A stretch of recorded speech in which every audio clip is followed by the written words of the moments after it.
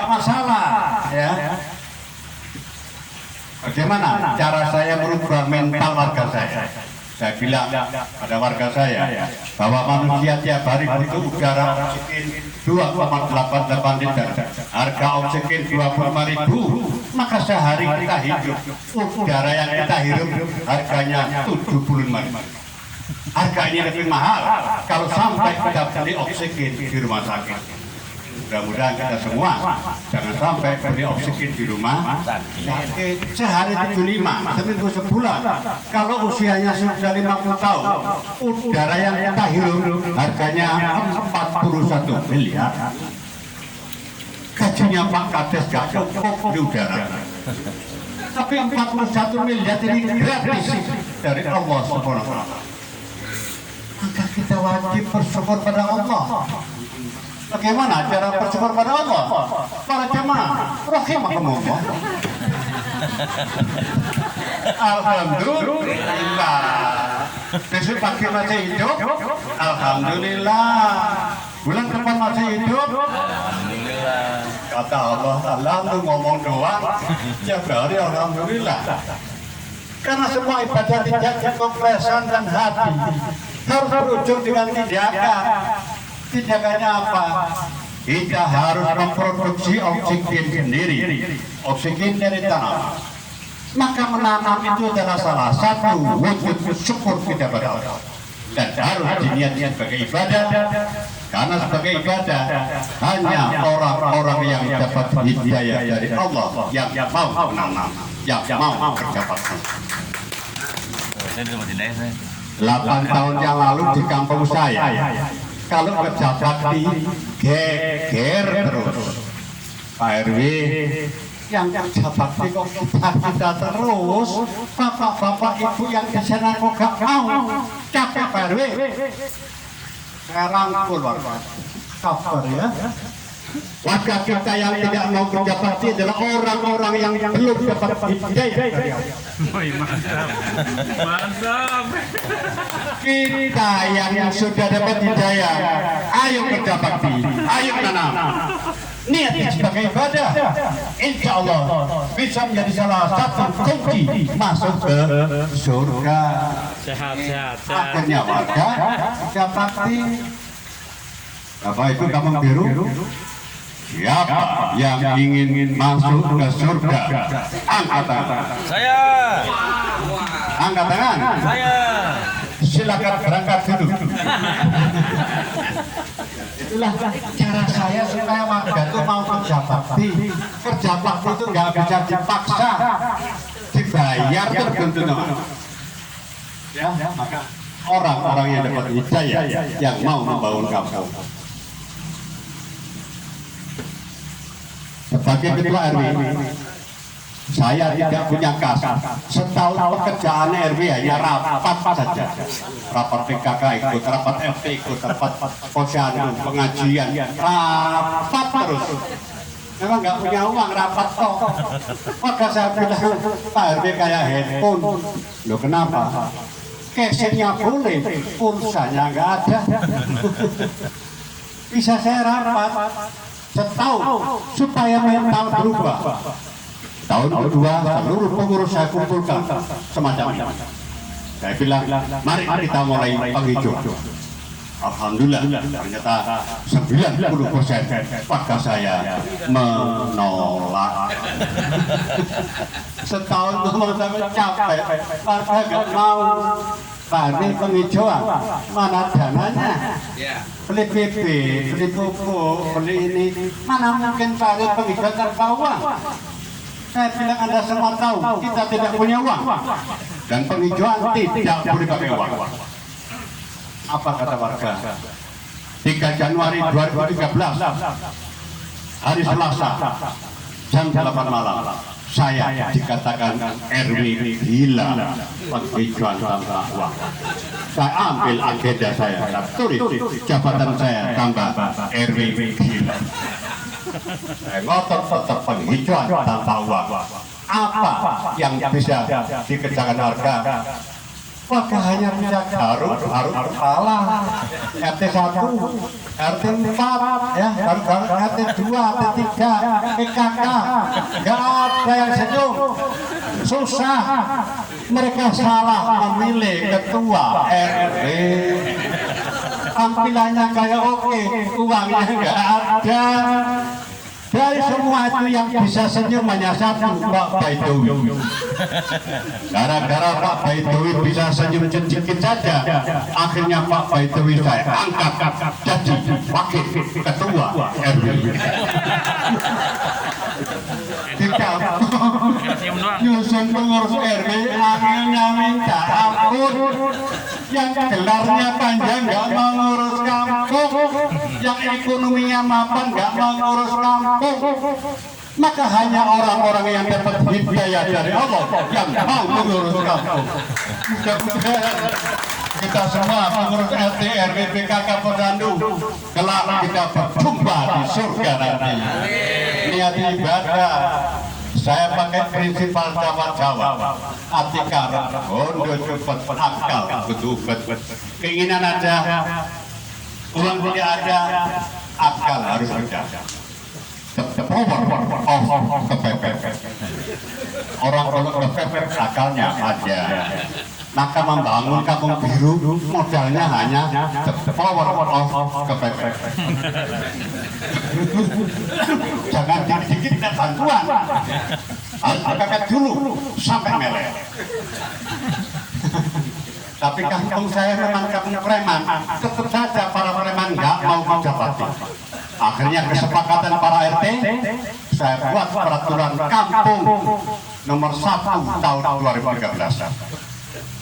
RW nggak punya DPR, buat peraturan paling enak, ya nggak perlu perda-perda. Perkam nomor 1 2013. Barang siapa minta stempel RW, rumahnya tidak ada tanaman, balik.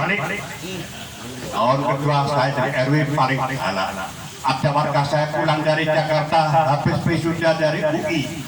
RW saya sudah wisuda, alhamdulillah. Sekarang saya diterima di BRI. Oh syukur sih. Terus kenapa? Sekarang saya mau kawin Pak RW. Oh kamu mau kawin? Saya tahu rumahnya tidak ada tanaman. Saya bilang kamu dilarang kawin. Balik. Nggak lama kemudian karangan darurat datang semua ke rumah. Pak RW melanggar hak asasi manusia. Iya, kenapa? Kalau nggak cocok dengan Pak RW, pecat saja RW. Makin cepat, makin baik. Lu kira enak jadi ketua RW?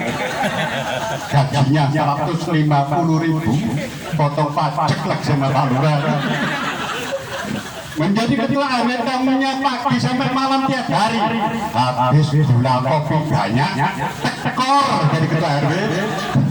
Pak RW-nya mana ini? Aduh, Pak RW, mana Pak RW? Tekor ya? Tekor. Saya ini adalah RW satu-satunya RW di Republik yang tahu siapa warga saya yang hamil dan tidak hamil. Apal saya. Bagaimana caranya? Saya sanggung di Posyandu. Tiap bulan saya kerjasama dengan ketua Posyandu. Bu, kalau udah yang hamil kasih kode ya. Oh iya, nih. Oh 1 bulan. Oh 2 bulan.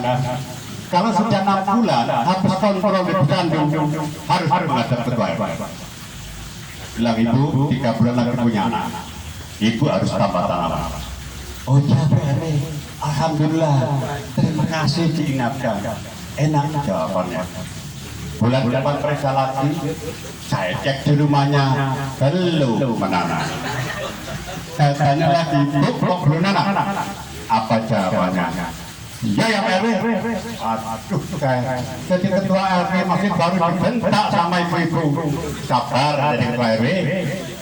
Bulan depan periksa lagi, sudah 8 bulan. Saya cek di rumahnya, belum menanam. Saya panggil lagi.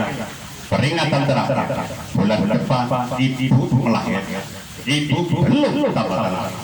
Apa jawabannya? RW kakek cocok, jangan khawatir RW, saya pasti nanam. Ya Allah, Jadi RW dikatakan warga kakek cocok, sabar jadi ketua RW. Saya tunggu bulan depan. Bulan depan melahirkan kembar suaminya ke rumah. Ngurus surat lahiran, minta stempel RW. Saya cek di rumahnya, belum menanam. Saya bilang, dilarang lahir balik. Saya sekejam, RW dolen, tidak menghargai ketentuan Allah. Saya nggak peduli. Tidak ada tanaman, berdasarkan peraturan kampung, tidak ada stempel RW.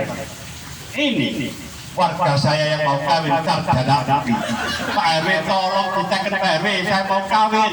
Asal kamu nanam dan nggak boleh pakai uang, saya tekan yang cucunya lahir. Ya, begitu nanam ketemu saya tekan. Mana tanamannya? Sudah Pak RW. Katanya nggak boleh pakai uang Pak RW. Oh iya bagus. Mana suratnya? Tekan, jedok, berangkat ke uang. Insya Allah mau ada war. Dalam hati saya, ya Allah ya Rabbi, sarjana UI, nangan pakai teko jebol. Sarjana UI yang cucu lahir pakai panci teyeng ini. Foto ini setahun bertengger di Balai Kota Malang untuk menunjukkan bahwa penghijauan tidak selalu dengan uang. Yang penting menghasilkan oksigen, ya. Modal timbang kampung waktu. Jangan boros-boros waktu. Akal, manusia punya akal. Sampah, carilah emas dalam sampah. Teman, networking jaringan, silaturahmi. Inilah modal membangun kampung. Tahun kedua warga mulai sadar, semua pejabat tinggi. Tapi di kampung saya ada warga pekerjaannya spesialis melihat temannya pejabat tinggi. Di kampung saya banyak, insya Allah di kampung biru. Penyakitnya sama. Ya, mungkin oleh Allah diciptakan tugasmu hanya melihat temanmu pejabat, ya, disyukuri saja, kalau dimarahi, ya. Mulai bergerak bangun kampung, vertikal garden, tembok-tembok dari bambu dibelah tanpa uang. Hati warga yang tidak saya kerja bakti siap, alasannya lembur terus, Senin sampai Minggu lembur, 1 Januari sampai 31 lembur. Kau setahun nggak pernah kerja bakti, maka warga yang tidak bisa kerja bakti siap malah harus kerja bakti. Mereka spesialis kerja bakti malam. Saya namakan suku Dalu. Dalu itu malam. Ya, ini. Kalau ada warga kerja di malam, ibu PKK, entah nasi jantung, kerupuk, ikan nasi pasti keluar. Tanpa adanya PKK, tidak akan lahir kampung Lintong Gogrin. Begitu besar peranan PKK. Tepuk tangan yang merasa ibu-ibu PKK. Peranan ibu-ibu, 4 RT, 2 RT, ketuanya ibu. Anak-anak SMP saya bentuk kader lingkungan cilik, mendapat SK Pak Lurah, mendapat pelatihan dari berbagai perguruan tinggi. Siapkan generasi yang akan datang. Saya bentuk bank sampah. Di sini sudah ada bank sampah? Belum. Mutlak harus ada bank sampah. Tiap rumah saya kasih kantongan. Sampah kering dikumpulkan minggu setor ke bank sampah. Saya buat biopori, bio hidup pori lubang yang dibuat oleh makhluk hidup, dalam hal ini biota tanah, cacing, semut dan lain-lain. Biota tanah akan hadir kalau dikasih makanannya adalah sampah. Saya serap 40 kali lipat. Kita akan panen kompos, manfaat biopori, konsultasi ke berbagai kalangan. Saya pakai prinsip belajar dewasa. Ya di depan, ya bersama warga, ya ngawasi. Nah, membangun kampung itu tujuannya mengatasi masalah di kampungnya. Di kampung dulu masalahnya apa? Di kampung saya masalahnya banjir, maka saya fokus atasi banjir. Air debitnya 97,5% laut. Yang tawar itu cuma 2,5%. Dari yang tawar 2,5%, 70% es ditutup, 29,7 di bawah tanah, 0,3 ada di sungai dan danau. Kenapa bisa banjir? Zaman dahulu sebelum banyak manusia, belum banyak bangunan, begitu hujan 50% menyerap, 40 menguap, 10 mengalir. Manusia bertambah, bangunan bertambah, akhirnya menjadi kota-kota besar seperti Jakarta, metropolitan. Jakarta, kalau sudah begini, cuma 15% yang menyerap, 30 menguap, 55% mengalir. Maka Jakarta mau gubernurnya Anies, banjir. Mau Ahok, banjir. Mau Behok, Sehok, banjir. Persoalannya bukan gubernurnya, tata ruangnya sudah berubah. Tata ruang inilah yang membuat banjir. Ya. Banjir biasanya hanya diatasi dengan membuat saluran. Kalau di kampung biru salurannya bagus, kampung biru tidak banjir. Tapi kampung sebelah, kalau salurannya jelek, kampung sebelah yang banjir. Maka mengatasi banjir kalau hanya mengandalkan saluran sebenarnya hanya memindahkan musibah. Tetapi di kampung saya, air hujan saya masukkan ke dalam tanah melalui program gerakan menabung air.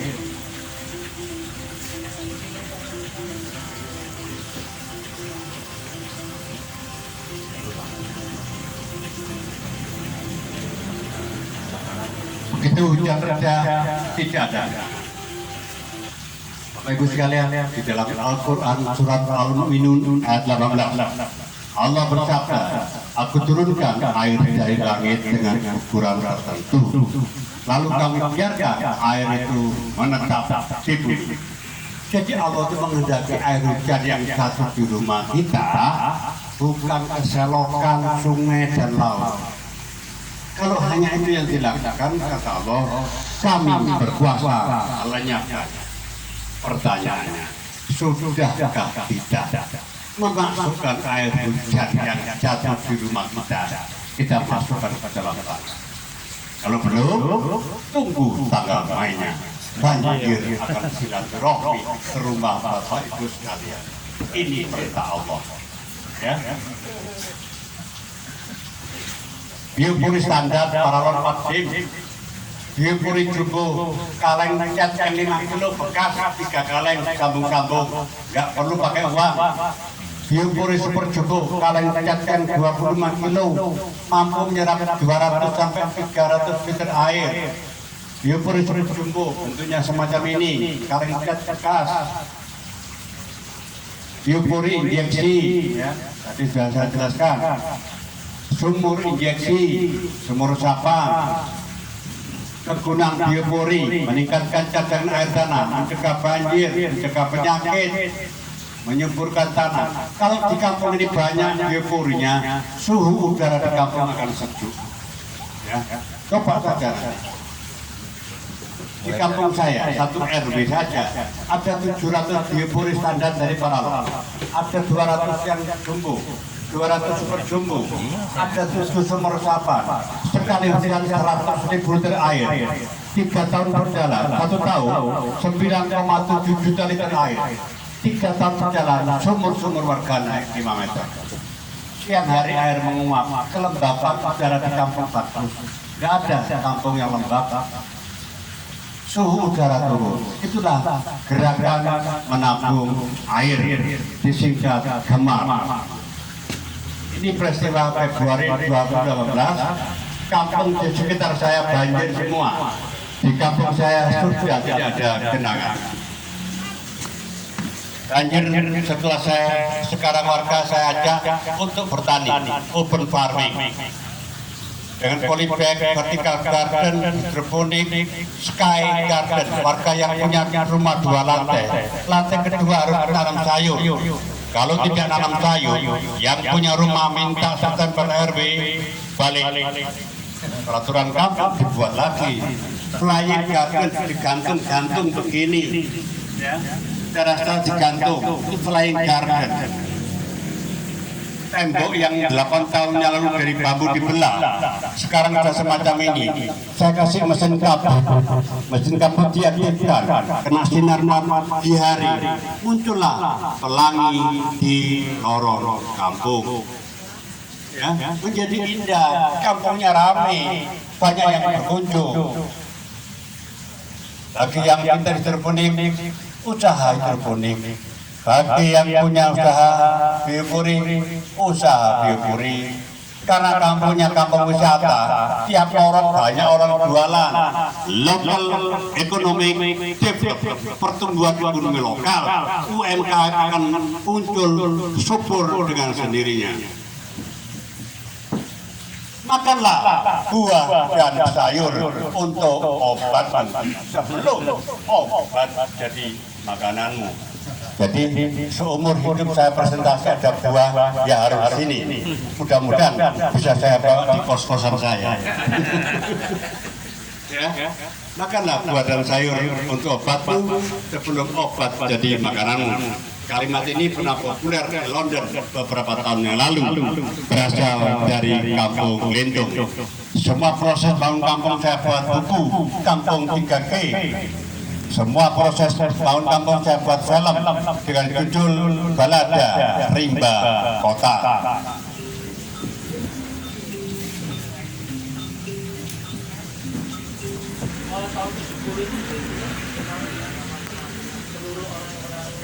Bapak Ibu bisa buka di YouTube, judulnya Balada Rimba Kota. Kita lewati dulu. Akhirnya jadi kampung wisata. MOU dengan kontraktor dari Bali dan Jakarta. Paket kunjungan semalam tidur di Kota Batu, semalam di Kampung Lintung, semalam di Grogol. Di Kampung Lintung akhirnya banyak homestay. UMKM muncul lagi. Sejak 2016 sudah menjadi kampung wisata. Kerjasama dengan Pandawa Beach di Bali. Perguruan tinggi datang delegasi memberikan pelajaran bagi warga saya. Nah, kampung kalau sudah bagus selalu tempat skripsi mahasiswa. Pertama senang melayani mahasiswa. Iso-iso diambil menantu, punya menantu sarjana. Tapi tiap hari banyak mahasiswa. Lama-lama warga gak bisa kerja melayani mahasiswa terus. Akhirnya saya buat peraturan. Skripsi S1 di Lintung bayar 1 juta, S2 5 juta, S3 10 juta. Awalnya mahasiswa protes, Pak Ebi, kami kan masih kuliah. Oh iya deh, mulai Nabi Adam sampai sekarang mahasiswa itu kuliah, nggak kerja. Orang tua saya nggak mampu, Pak Ebi. Setidak mampu orang tuamu bisa memuliakan kamu. Lah warga kampung saya, buruh cuci pakaian, tukang tambal ban. Kamu tanya terus, kamu enak sarjana, warga saya tetap susah. Gak, orang kampung punya prestasi tidak boleh hanya jadi objek penelitian. Toh akhirnya tetap saja banyak skripsi. Banyak yang dari UI, IPI Bandung, Undip, yang banyak S3 dari Lintung Kokrin. Membangun jaringan networking.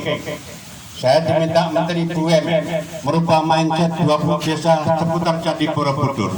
Saya bilang pada Pak Deputinya, Pak Hidayat Edwin Hidayat Abdullah, sekarang Direktur Angkasa Pura II. Direktur dapat apa Pak? Pak Erwin butuh apa? Saya butuh workshop 70 gitu. Maka Direktur Utama ITD Indonesia II, Taman Wisata Candi Borobudur dan Jakarta datang di Lintung membangun workshop senilai 400 juta. Jasa Tirta membangun pembangkit listrik tenaga pikul hidro, satu-satunya RW di Indonesia yang punya pembangkit listrik. Direktur Utama BRI membangun Edupak BRI. Semua ini saya tidak mengajukan permohonan bantuan, mereka akan datang. Maka di Kampung Biru, kalau sudah punya prestasi, uang dana akan datang sendiri ke Kampung Biru. Saya sudah mendagri presentasi semacam ini. Saya sudah Menteri Agraria Tata Ruang bahwa membangun kampung termasuk meningkatkan sumber-sumber keagrarian. Sejak saat itu saya diangkat sebagai konsultan di Kementerian Agraria. Sampai sekarang ini saya konsultan di Kementerian Agraria, kantor wilayah Provinsi Banten. Ya, Jumat malam saya harus ke Pandeglang melihat kampung reforma Desa Mekarsari, Kecamatan Panimbang. Saya termasuk membina di sana dengan Ibu Kakarambel. Menteri Pertahanan Keamanan mengirim tim pakar khusus manajemen pertahanan negara bahwa membangun kampung termasuk bela negara. Unit kerja Presiden datang di Kampung Lintung, disimpulkan Lintung dibangun berdasarkan gotong royong sebagai inti dari Pancasila. Sejak saat itu saya dipilih sebagai ikon prestasi Indonesia. Kerjasama dengan berbagai perguruan tinggi. 3 tahun jabatan RW habis. Saudara, hari ini jabatan kita habis. Laporkan berapa kas RW kita. Pak RW tidak pernah pegang uang. 3 tahun kas RW Lintung mencapai 796.750.000. Awalnya di Malang geger, diaudit dari berbagai perguruan tinggi. 3 tahun 4 bulan ternyata kas RW Lintung mencapai 1 miliar rupiah. Saya bentuk koperasi Lintung Bukin berbadan hukum. Omsetnya sudah 700 juta. 2020 warga saya kolab kena pandemi. Saya berikan modal total 453 juta. Sekarang di Lintung tidak ada lagi rentenir masuk di lorong-lorong kampung. Mereka terlalu lama mencekik warga saya. Membangun kampung bukan untuk meraih gelar juara, membangun kampung untuk mengangkat harkat dan martabat warga kampung. Bukan katanya siapa-siapa, ini fakta yang saya lakukan. Bagi warga saya yang sakit, silakan kembali. Dokter dan obat saya siapkan. Syaratnya cuma satu, rumahnya harus ada tanaman. Kalau tidak ada tanaman, bilang pusing, berangkat ke puskesmas, silakan. Dia juga harus tanggung jawab. Kalau nggak begitu, warga nuntut terus. Kita harus adil antara hak dan kewajiban.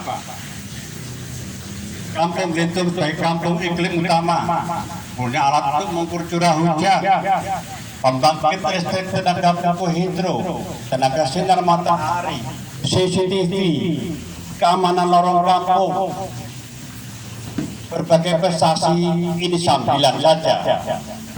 Jawab bikin lomba juara satu. Lomba antar mantan juara sekota Malang, juara satu. Saya tidak mendagri. Pak Dirjen untuk Mutiara mengatakan Lintung Tukurin memang layak jadi percontohan nasional. Maka banyak bupati wali kota yang datang ke Kampung Lintung. April 2016 saya diminta mewakili wali kota Malang lomba antar wali kota seluruh dunia di Guangzhou, China. 301 kota yang ikut.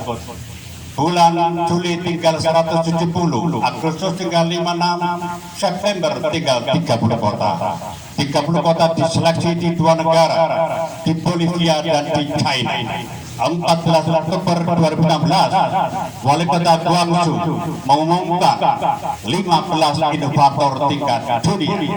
Siapa saja inovator tingkat dunia? Malang, Water Banking Movement, gerakan menampung air dari Kampung Lintung diakui sebagai inovasi tingkat dunia. Desember 2016 saya diundang ke Cina.